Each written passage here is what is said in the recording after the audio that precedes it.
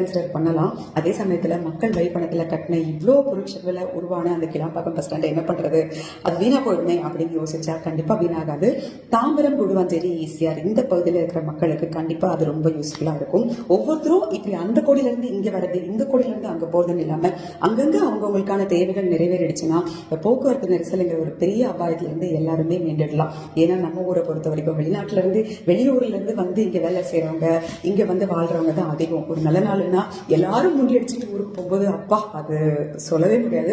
அந்த கஷ்டம் அனுபவிக்கிறவங்களுக்கு தான் தெரியும். ப்ளீஸ் கமெண்ட்ல வந்து சொல்லுங்க இந்த கோரிக்கை சரியா தப்பாங்கிறதையும். அதே சமயத்துல ஒரு குசர் கோரிக்கை என்னன்னா, தனியார் பேருந்துகளுடைய கட்டணத்தையும் கொஞ்சம் கட்டுப்பாடோட இருந்ததுன்னா சாமானிய மக்கள் யூஸ் பண்றதுக்கு ரொம்ப ரொம்ப ஹெல்ப்ஃபுல்லா இருக்கும்.